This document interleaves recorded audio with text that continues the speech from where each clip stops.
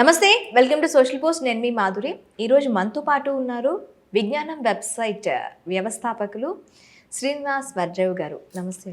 నమస్కారం అండి. నమస్కారం మాధురి గారు. శ్రీనివాస్ గారు ఒక తెలుగు మీడియం అబ్బాయి ప్రపంచంలోకెల్లా టెక్ దిగ్గజాలందరినీ ఒక కమ్యూనికేట్తో ముందుకు వెళ్ళడానికి మొత్తం లైఫ్ జర్నీ అనేది ఎలా సాగింది? తప్పకుండా.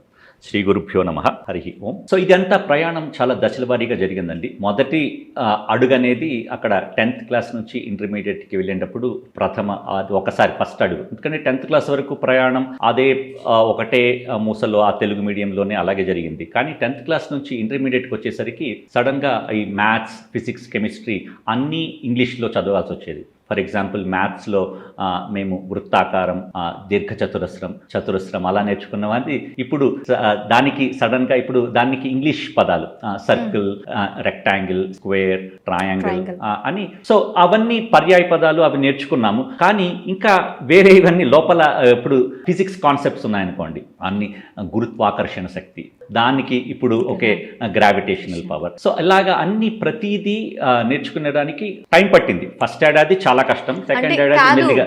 ఇది మనకది తెలుసు, కానీ కంప్లీట్ గా తెలుగు మీడియం నుంచి నాలాంటి వాళ్ళు ఇంగ్లీష్ మీడియంలోకి ఆల్ ఆఫ్ సడన్ వెళ్తే తెలిసిన విషయమే తెలియని కొత్త విషయంగా నేర్చుకునే క్రమంలో ఆ లాంగ్వేజ్ అనేది అర్థం కాక చాలా సతమతం అయ్యి చాలా దీంట్లోకి వెళ్తారు. అంటే ఒక కన్ఫ్యూజన్ స్టేట్ లోకి వెళ్ళిపోతూ ఉంటారు. మీరు దాన్ని ఎట్లా ఓవర్కమ్ చేశారు? ఇప్పుడు చాలా మంది తెలుగు మీడియంలో ఉన్న వాళ్ళు సడన్ గా వెళ్ళేటప్పుడు చాలా అడ్డంకులు ఎదుర్కొంటారు. అవును, ఎందుకంటే మనం ఆల్రెడీ నేర్చుకున్నాం కొన్ని కాన్సెప్ట్స్. గురుత్వాకర్షణ శక్తి కోసం ఆల్రెడీ నేర్చుకున్నాం. అయినా కానీ మళ్ళీ కొన్ని కాన్సెప్ట్స్ ఉంటాయి. ఇంగ్లీష్కి వచ్చేసరికి అదే మళ్ళీ వీఆర్ రీలర్నింగ్. ఫస్ట్ అది చదివి మనం అర్థం చేసుకుని ఆ కాన్సెప్ట్స్ని మళ్ళీ మనం ఇంప్లిమెంట్ చేసి మనం ఎగ్జామ్ పేపర్లో రాయగలగడమే అదే చాలా కష్టం. సో కానీ అదే నేను ఒక్కడనే కాదు, ఉన్నారు చాలా ఈ జర్నీ చేసిన వాళ్ళు. అయినా కానీ మనం కొంచెం కృషి చేయాల్సి ఉంటుంది. ఎందుకంటే అప్పటికే కొంచెం కాన్ఫిడెన్స్ ఉంది. 10th క్లాస్లో అది స్కూల్ ఫస్ట్ రావడం అంతా. సో కొంచెం కాన్ఫిడెన్స్ ఉంది, చేయగలను అనే మన మీద మనకి నమ్మకం ఉంటే అది ముందుకు తీసుకువెళ్తుంది. మనకేంటంటే ఎప్పటికప్పుడు చెప్పినట్టు వివేకానందుడు చెప్పినట్టు లేకపోతే కథోపనిషత్తులో ఉన్నట్టు ఉత్తిష్టత, జాగ్రత్త, ప్రాప్య వరాన్ని బోధత. మనం లేచి మేలుకో, నీ గోల్స్ వైపు ప్రయాణం సాగించు. అలాగే మనం కొంచెమే, ఎక్కువ అక్కర్లేదు, మనం ఉన్నదానికన్నా ఇవాళ కొంత నేర్చుకున్నామా లేదా అని అలాగే ప్రయాణం ముందుకు సాగింది. సో బాగా గురువులు కూడా చాలా హెల్ప్ చేశారు, అండ్ స్నేహితులు అందరూ కూడా. సో దాంతో ఫస్ట్ ఇయర్ వచ్చాయి, మార్క్స్ బాగానే వచ్చాయి. తర్వాత సెకండ్ ఇయర్, ఇంకా తర్వాత అయ్యేసరికి you gets hang of it. తర్వాత మెల్లిమెల్లిగా ఆ ప్రయాణం అలా కానీ ఎందుకంటే చిన్నప్పటి నుంచి ఇంగ్లీష్ మీడియంలో కాన్వెంట్లో చదువుకున్న వాళ్ళకి మనకి తేడా ఉంటుంది. ఎందుకంటే ఇప్పుడు ఇంజనీరింగ్ కాలేజీకి వెళ్ళేసరికి అక్కడ జస్ట్ మామూలుగా మాట్లాడుకున్న కొన్ని ఇంగ్లీష్ పదాలు, కొన్ని యాక్సెంట్ అయ్యేసరికి వాళ్ళతో మింగిల్ అవ్వడం కష్టం. కొంచెం మనము అలాగా ఒక ఊరు నుంచి వచ్చాము అన్న భావనతో ఉంటాం. కానీ అగైన్ ఓవర్ టైం ప్రతిదీ మనకి ఫస్ట్ డేనే అవ్వదు, కానీ ఎవెన్చువల్గా అలా మింగిల్ అవుతూ ఉంటాం. సో అది ప్రథమ దశ అలా జరిగింది. అక్కడి నుంచి ఇంటర్మీడియట్కి రావడం, తర్వాత శ్రీకాకుళం నుంచి విజయవాడకి రావడం. So Srikakulam so first Ichchapuram, తర్వాత శ్రీకాకుళం, అక్కడి నుంచి విజయవాడకి రావడం అదే ఒక ప్రయాణం. అక్కడ విజయవాడలో అక్కడ స్నేహితులతో అడ్జస్ట్ అవ్వడం స్టార్టింగ్లో, అది కూడా అందరూ స్నేహితులందరూ బాగా హెల్ప్ చేశారు. సో దాంతో ఆ ప్రయాణం అలా కొనసాగింది. అక్కడ ఇంకా ఏంటంటే అందరూ ఏం చేస్తున్నారు. సో అక్కడ ఇంటర్మీడియట్లో అయితే అందరూ ఎంసెట్ గురించి వెళ్తున్నారు. ఓకే, మనం కూడా రాద్దాం చేసి ఇంజనీరింగ్కి వెళ్దాం. అక్కడికి వెళ్ళాం. తర్వాత అందరూ జిఆర్ఈ, టోఫెల్ రాస్తున్నారు. సో యుఎస్ ప్రయాణం గురించి ఆలోచిస్తున్నారు మన సీనియర్స్ అందరూ. సో మనం కూడా రాద్దాం అని అలాగే మొదలైంది ప్రయాణం. సో అంటే మీకంటూ ఒక ప్రత్యేకమైన గోల్ లేదు? స్టార్టింగ్లో అలాగే ఉండేది. స్టార్టింగ్లో ఏంటంటే మనకి ఇది చెయ్యాలనుకున్నాం అంటే ఉన్న వాటిలో ఆప్షన్స్ ఉన్నాయి. చాలా మంది ఇక్కడ హైదరాబాద్లో జాబ్ చేశారు, బెంగళూరులో జాబ్లో సెటిల్ అయ్యారు, నాతో పాటు ఇంజనీరింగ్ చేసిన వాళ్ళు అలా కూడా ఉన్నారు. సో అవి కూడా ఉన్నాయి. అంటే మనం ఉన్న వాటిల్లో మనం ఏది సాధించగలం, ఉన్న వాటిల్లో ఇది మనం హైదరాబాద్లో జాబ్ చేయొచ్చు. ఇన్ఫోసిస్లో వచ్చింది యాక్చువల్గా, లేకపోతే నేను ఇన్ఫోసిస్లో ఉండేవాడినేమో అక్కడ అమెరికా వెళ్ళకపోతే.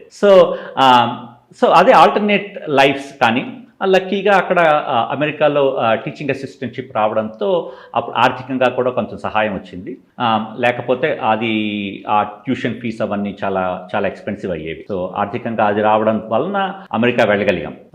సో అక్కడి నుంచి ప్రయాణం ఇప్పటి వరకు మనకి ఒక సార్ట్ ఆఫ్ ఒక మోల్డ్ లాగా ఉంది. ఎందుకంటే అందరూ చేస్తున్నారు, మనం కూడా చేస్తున్నాం. అక్కడి నుంచి మన కాళ్ళ మీద మనం నిలబడాలి. మనకి ఇప్పుడు ఎందుకంటే అక్కడ చాలా డైవర్సిఫికేషన్ రౌట్స్ ఉన్నాయి, ఎటువైపునైనా వెళ్ళొచ్చు. సో అక్కడ మాస్టర్స్లో మళ్ళీ మళ్ళీ తర్వాత జాబ్ చేయొచ్చా, లేకపోతే పిహెచ్డి వైపు వెళ్ళాలా? సో పిహెచ్డి వైపు వెళ్తే ఇంకా చదువు ఉంటుంది, మన సంపాదన ఉండదు, మన ఫ్రెండ్స్ అందరూ చుట్టుపక్కల వాళ్ళందరూ కార్లు అందరు కొనుక్కుంటారు, మనం ఇంకా చదువుకుంటూ ఉంటాం.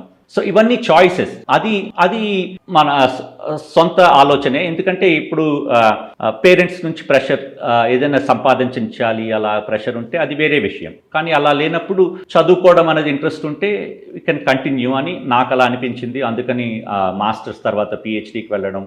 సో పిహెచ్డిలో ఉన్నప్పుడు కూడా, ఎందుకంటే నేను మ్యాథ్స్, ఫిజిక్స్, కెమిస్ట్రీ తెలుగులో నేర్చుకున్నాను ఇంటర్మీడియట్లో, బయాలజీ నేర్చుకోలేదు. సో నేను పిహెచ్డిలో బయోఇన్ఫర్మేటిక్స్ కోర్స్ తీసుకున్నాను. సో అందులో మళ్ళీ బయాలజీ కాన్సెప్ట్స్ అన్ని మళ్ళీ కాలేయం, ఊపిరితిత్తులు, ఇవన్నీ మూత్రపిండాలు, ఇవన్నీ మళ్ళీ బయాలజీ టెర్మినాలజీ అంతా మళ్ళీ అప్పుడు నేర్చుకోవాల్సి వచ్చింది. ఎందుకంటే ఆ టెర్మినాలజీస్ అప్పుడు అవసరం పడలేదు, ఎందుకంటే ఈ ఎంపీసీ దాంట్లో రూట్లో ఉన్నాం కాబట్టి అవి నేర్చుకోలేదు. సో అవి మళ్ళీ అక్కడి నుంచి నేర్చుకుని ఆ ప్రయాణం ఎవ్రీ టైమ్ మీ ప్రయాణం జీరో నుంచి స్టార్ట్ అయింది. అంతే జీరో నుంచి ఏమి అంటే ఒక కన్ఫ్యూజన్ స్టేట్ లో ఉంటారు కదా సార్. అవును. సో ఆ కన్ఫ్యూజన్ స్టేట్ ఇప్పుడు ఉన్న ప్రతి విద్యార్థి ఫేస్ చేస్తున్నారు. దాన్ని ఓవర్కమ్ చేయాలి అంటే ఏం చేయాలి? అంతే.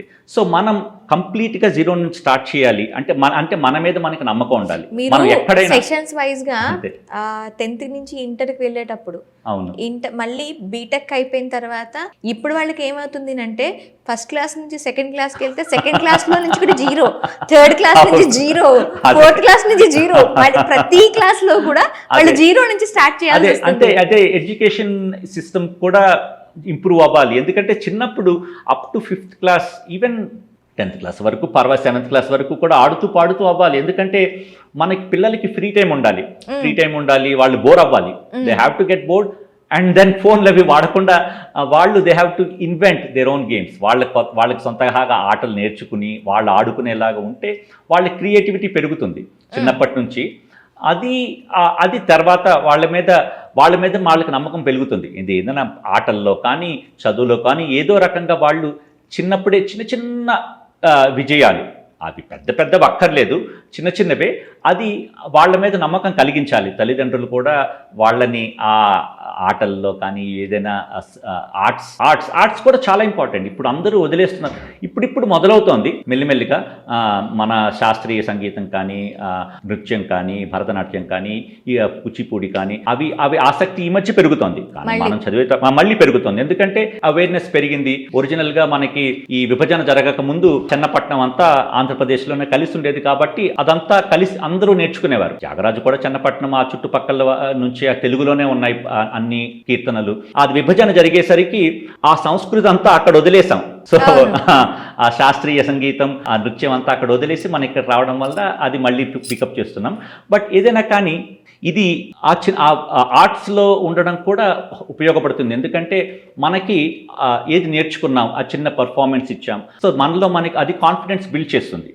ఆ కాన్ఫిడెన్స్ బిల్డ్ చేస్తే మెయిన్గా ఇప్పుడు ఇంగ్లీష్లో గ్రిట్ అంటారు. అంటే మనం రాగలవా, అంటే చిన్న ఇబ్బందులకే వాళ్ళు డీలా పడిపోతుంటారు. అది ఎగ్జామ్స్లో మార్క్స్ రాకపోయినా, లేకపోతే ఎందులోనైనా సరిగ్గా ఒక దాంట్లో కాంపిటీషన్లో ప్రైజ్ రాకపోయినా డీలా పడిపోతుంటారు. సో వాటిని ఎలా అధిగమించాలి, అది చాలా ఇంపార్టెంట్. చిన్నపిల్లలప్పుడు నేర్చుకోవాల్సిన మెయిన్ విషయం ఆ గ్రిట్. అది మనకి ఆత్మనిర్భరత.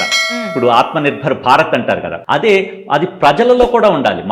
మనలో మనకి కూడా ఆత్మనిర్భరత, ఆత్మవిశ్వాసం, ఆత్మనిర్భరత. విశ్వాసం అంటే మన మీద మనకి నమ్మకం, నిర్భరత అంటే మనం ఉన్నామని ధైర్యం.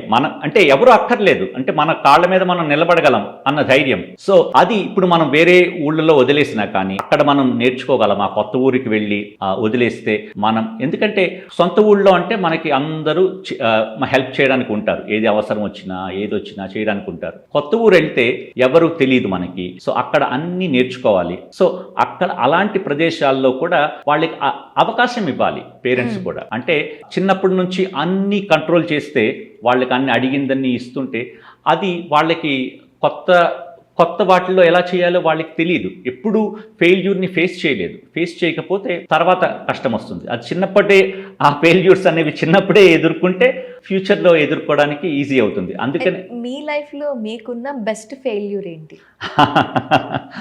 మంచి ప్రశ్న. సో ఫర్ ఎగ్జాంపుల్ ప్రతిదీ అలాగే అది అడ్డంకులే. ఇప్పుడు అమెరికా వెళ్ళడానికి కూడా టీచింగ్ అసిస్టెంట్షిప్ ముందు రాలేదు. సో లేదు, మా నాన్నగారు పంపించనన్నారు. సో అయినా కానీ వాదన జరిగింది. వాళ్ళని మళ్ళీ అప్రోచ్ అయ్యాం, కాలేజెస్ అప్రోచ్ అయితే తర్వాత వచ్చింది. దాని తర్వాతే పంపించారు. సో అంతకు ముందు వరకు స్ట్రగులే, అది అడ్డంకులే. తర్వాత పిహెచ్డి వెళ్ళడానికి కూడా చెయ్యాలా వద్దా, జాబ్లో జాయిన్ అవ్వాలా. సో ఇవన్నీ తర్వాత పిహెచ్డి వచ్చిన తర్వాత జాబ్ చేయడం, అవన్నీ కూడా ఇమీడియట్గా రాలేదు. ఫస్ట్ జాబ్ రాలేదు. వేరు, ఫెయిల్యూర్ వేరు సార్. అవును, ఇవన్నీ సిచ్యువేషన్స్. అవును.